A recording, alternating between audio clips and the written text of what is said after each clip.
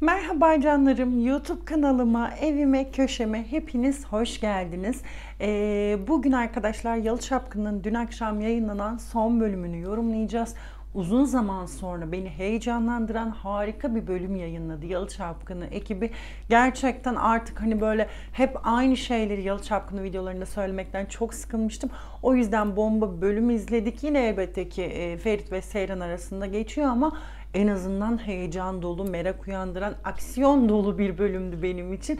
Özellikle Saffet, mobil Saffet'imizin dedesi ve kendi içinden de böyle bir tuhaf, psikopat bir adam çıkması vesaire beni mutlu eden şeylerdi. Neyse lafı fazla uzatmıyorum. Başlasın videomuz. Evet canlarım, dün akşam yoğun olayların geçtiği bir bölümde, o yüzden sırasıyla gideceğim. Öncelikle ilk sahneden başlamak istiyorum. Şimdi arkadaşlar, biliyorsunuz ki bir kız için baba faktörü çok önemlidir. Yani şöyle söyleyeyim, bir kızın babası gerçekten çok anlamlı bir cümle okudum bu arada yorumlarda. Bir arkadaşın yazdığı bir cümleydi. Benzer bir cümle kuracaktım ama çok doğru bir kalıpta kullanılmış bir cümleydi.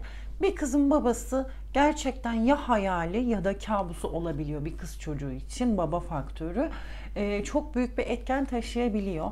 Seyran artık dizide gördüğümüz üzere aşık zaten, hem de delicesine aşık Ferit'e, ama her ne olursa olsun babasıyla yaşadığı çocukluk travmalarının üzerine Ferit'in orada el kaldırması, her ne kadar o eli indirmese bile, bundan bir kadın olarak söyleyeyim, o inmeyen el bundan 10 yıl sonra, 5 yıl sonra inebilecek bir el olarak gördü Seyran. Doğal olarak evi terk etti. Buna şaşırdık mı? Hayır. Zaten düzenli olarak bir rutin haline geldi. Evi terk ediyor her travmada, her olayda Seyran. Ama şöyle söyleyeyim, zaten çok fazla kez hani terk etmesi, çoktan ayrılması gerekiyordu. Artık oralara girmiyorum zaten de. İlk defa gerçekten bu kadar haklı bir sebeple evi terk etti diyebilirim. Çok fazla haklı sebebi vardı ama artık onları affettiği için oralara hiç girmiyorum.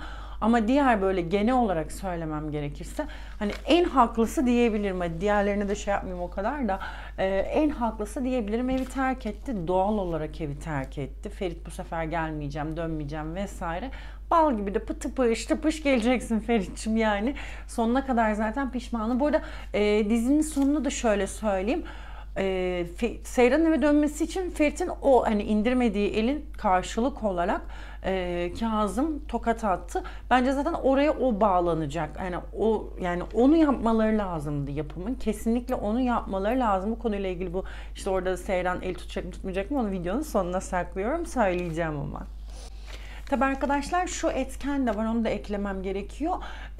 Seyran Ferit'i babasından daha kötü gördü artık bu aşamadan sonra.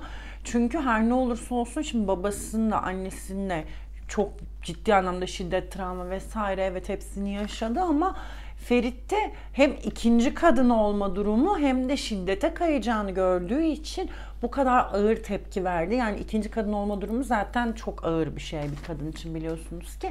Tabi bunu kabul etti vesaire ama sürekli yüzüne de vuruyor yani, artık kabul etmese daha iyiydi diyeceğim neredeyse.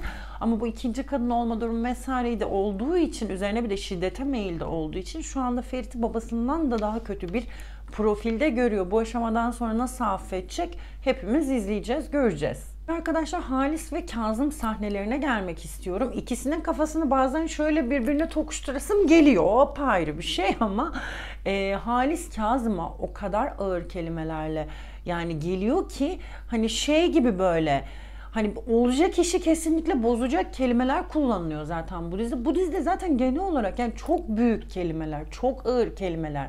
Yani fiziksel şiddetin, yani kelimeler fiziksel şiddetten daha ağır olabilen durumlar vardır ama elbette ki zaten psikolojik şiddet fiziksel şiddet kadar etkili, ama yani bu dizide artık onun bile neredeyse çok çok çok ötesine taşınacak şekilde, yani hangi sıfatla karşımda oturduğunu unutma, kızın gelmezse sen de bu şeyden gidersin falan.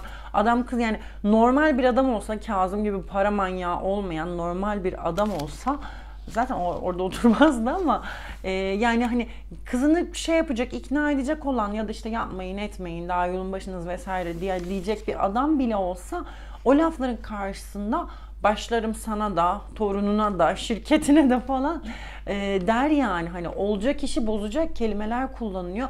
Ya benim bu dizide zaten en sinir olduğum ikinci şey, Bu. Birinci şey zaten Ferit ve Seyran'ın hala bir türlü halvete girememesi. Yani gerdeğe girememesi.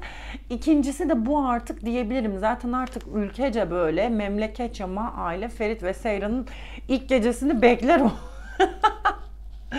İlk gecesini bekler olduk diyebilirim. Bir diğer konumuza geçecek olursak şeytan üçlüsü demek istiyorum. Çünkü biliyorsunuz artık üçlendiler. Zerrin, İfakat ve Pelin. Ama İfakat şu son bölümle birlikte artık Zerrin'i geçti. Pelin'e zaten çoktan geçecek bir karakterdi de yaşı ve konumu itibariyle aynı zamanda. Zerrin'i de geçti İfakat. Yani böyle dört koldan yılan gibi. Zaten bir yuva yıkmak istiyorsan artık içeriden birini falan hani avcuna alman lazım falan derler ya. Bunun bizzat örneği oldu. Bir de arkadaşlar yani çok komik bir şey söyleyeceğim ama acaba İfakat Halisa'da yürüyor olabilir mi falan diye düşünmeye başladım o masaj sahnesinde. Bir yandan masaj yapıyor yavaş yavaş yavaş yavaş kulağına ufak ufak şeytani kelimelerini arkadan falan üflüyor, fısıldıyor.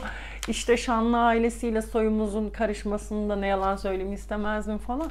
Dedim bu İfakat Halisa'ya da bu gidişle yürüyecek yani ailede adam bırakmadı. Bir Ferit kaldı yani. Halisa, Orhan'ın o ölen kocası işte diğer kardeşi falan dedim ya Halis de tamam. Neyse fazla da cıvıtmadan bir diğer konumuza geçelim diyorum. Çünkü bu gidişat değil. Ve arkadaşlar şunu da eklemem gerekiyor. Ben İfakat, Pelin ve Zerrin'i üçünü şöyle bir kutu kargo paketine koyup üzerine de kurdelesini takıp gerçekten yurt dışına kargolamak istiyorum yani. Orada işte Pelin geldi, işte Zerrin'le birlikte tekrar bir planları eve gidip biraz daha ateşi harlamam lazım vesaire. Üçünü paketleyip kargolamak istiyorum. İfakat zaten bilerek o mobil Saffet'i de o Halis'in düşmanı vesaire bilerek karşı karşıya getirdi iyice Seyran'ı. Yani bir 19-20 yaşında kızı göndermek için sen git ölmüş eşinin babasına yani kayınpederinin azılı düşmanını, manyak psikopat düşmanını adamın tekrardan karşısına çıkar. Gerçekten içler acısı yani içler acısı. O İfakat'in o yalıdan yaka paça böyle gönderileceği günü gerçekten bekliyorum. Bu arada o mobil Saffet'te o nasıl bir şey çıktı yani. Oh böyle bir yani içim daralıyor adamı gördükçe. Adam resmen psikopat çıktı. Böyle bir şey olamaz. Annesi yaka el pençe hazır oldu duruyor. Yani çocuğunun karşısında dışarı çık anne falan diyor. Gerçekten en böyle yok artık dediğim sahne adamın boyu 1.50. Şimdi bütün 1.50'ler bana linç yemeyeyim de yani şimdi 1.30 diyeyim hadi 1.30 diyeyim adamın boyu bu kadar annesi hazır oldu odaya giriyor dedesi bir yandan işte bir yandan şimdi böyle konuşuyorum arkadaşlar ama bir yandan da iyi oldu çünkü gerçekten diziye aksiyon lazımdı. Ama lütfen bu aksiyonu artık Ferit ve Seyran'ı ayrıl barış bumerang gibi zaten Seyran atıyor gidiyor geliyor kendi gidiyor geliyor. Yani ayrıl barış olayından ziyade biraz daha bu tip olaylar. Yani artık Ferit ve Seyran artık mutlu bir yuvaları olsun. Tamam kavga dövüş olsun ama bu denli olmasın. Harici olarak etraflarında dönen olaylarla ilgilensinler. Tamam arada hafif şey yapabilir. Dizinin yalnız tekrar senaryosuna girdi. Ama biraz daha böyle olsa sizce de daha iyi olmaz mı ya? Yazın yorumlara yani. Hani bekliyorum. Ne düşünüyorsunuz? Sizin düşünceleriniz neler? Bana öyle geliyor. Ben burada tabii şimdi kendi düşüncelerimi size aktarıyorum. Bugün keyfin yerinde mi diye soracak olursanız evet bugün keyfim yerinde ve geçiyorum diğer konuma. Ve canlarım Kazım Ağa'nın Seyroş'umuza olan şiddetinden sonra Kazım'a olan sempatim efendime söyleyeyim hepsini bir nefrete bıraktı, bir kine bıraktı diyebilirim. Yani Kazım eski haline döndürmeleri çok kötü oldu bence. Kesinlikle yani. Hani dizide bizi en çok güldüren şey artık Kazım Ağa olmuştu. Zaten bunu size önceki videolarımda da söylemiştim. Bu sebepten dolayı umarım artık Kazım'ı toplarlar. Bence Kazım şöyle toplanacak arkadaşlar. Bizim mobil Saffet'in dedesi vesairesi Halis de birbirine girecek. Buradan bence Suna istemeyecek mobil Saffet'imizi. Oradan Kazım'la o ailenin arası bozulacak. Bu sebepten mütevellit Halis'ten yardım isteyecek gibi olaylar olabilir diye düşünüyorum arkadaşlar. Ama lütfen Kazım'ımıza yani Kazım Ağamıza da dokunmayın. Çünkü gerçekten oyuncu rolünü harika oynuyor. Yani istemiyorum ya. Kazım Ağa eski halinde kalsın. Gerçekten mikrofonum oynuyor zannettim. İstemiyorum yani arkadaşlar. Kazım Ağa eski halinde kalsın. Bence siz de benimle aynı düşüncedesiniz diye düşünüyorum. Bak moralim bozuldu. Kelimeler ağzımdan yuvarlanarak, karışarak çıkıyor diyorum ve arkadaşlar Abi ile Ferit'in kavgasına geliyorum. Yani Ferit'imiz, Fero neydi? Seyran ne diyordu? Fero diyordu değil mi? Fero'muz yani Ferit'imiz. Kendin yalıda kadın bırakmadın. Kendisi yılda kadın bırakmadı, gitti abiye tepki gösterdi, sen benim abimdin vesaire. Tabi her zamanki gibi belden aşağı vurdu. Bu dizinin olayı zaten belden aşağı vurmak. Biriyle birinin arası mı bozuldu? Biri birine mi kızdı? Anında iki tarafta başlıyor. İki taraf demeyeyim, burada abi asla kendisini bozmadı. Zaten abi karakterine de yakışan buydu ama Ferit direkt işte ailesinin durumu, senin ailenden kimsenin olmadığı belli, carttı curttu. Yani çok sinir oldum. Yine burada kim yüzünden? Yılan İfakat Yine bak İfakat'a artık o kadar sinirliyim ki. İfakat yüzünden oldu yani. Tabii gördü orada yalıda, camdan gördü Ferit'le abinin birbirine sarıldığını ettiğini. Ferit'i yalnızlaştırmak istiyor ki Pelin'e gitsin, öyle olmuyor maalesef İfakat'cığım. Adam tokat yedi hala Seyran diyor. Yine burada tabii yılan İfakat yüzünden abi ne olacak? Abi elbette ki geri dönecektir. Yani abiyi dizden çıkarmak yapacakları en büyük hatalardan biri olur. Çünkü gerçekten yan rol olmasına rağmen çok sevilen bir karakter. Umarım abi çıkarma gibi düşünceleri yoktur ama zannetmiyorum. Öyle bir şey duymadım. Umarım çıkmaz diyorum. Hani tabii duymamış olmam olmayacağı anlamına gelmiyor. O sebepten dolayı çok sinir olduğum sahnelerden biriydi. Ve gelelim arkadaşlar son sahnemize. Şimdi o aşamada yani diziyi bağlamaları için zaten, yani Seyran'ın Ferit'i affetmesi için Ferit'in o kalkan el, indirmeyen el, Seyran'ın babasından Ferit'e gelmesi çok doğru bir hamleydi. Ferit'in orada tokat yemesi çok güzeldi. Kalktı, hala işte bu tokata rağmen elini uzattı Seyran'a. Zaten fragmanda da gördük. Seyran arkadaşlar orada şu gerçeği açıklayayım ki Ferit'in elini tutmayacak, ama neden tutmayacak? Çok istekli, zaten gözlerinden belliydi izlediğiniz üzere.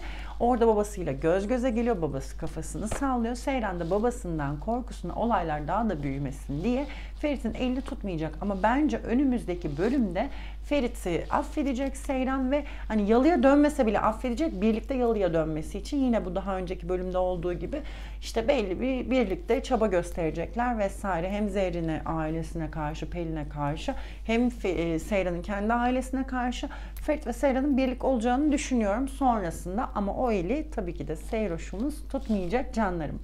Benim anlatacaklarım bu kadar. Sizden duyumlar alabilirim. İsterseniz düşünceleriniz neler, hipotezleriniz neler, çok güzel şeyler yazıyorsunuz. Yorumlara yazın mutlaka. Aklınıza bir şey takılır, onları da elbette yazabilirsiniz. Ya da yorumlamamı istediğiniz başka bir dizi varsa izlerim, araştırırım. Derin bir araştırma içine girip videosunu sizlere çekebilirim canlarım. Beni izlediğiniz için teşekkür ederim. Bir sonraki videomda görüşmek dileğiyle. Kocaman öpüyorum. Hoşça kalın.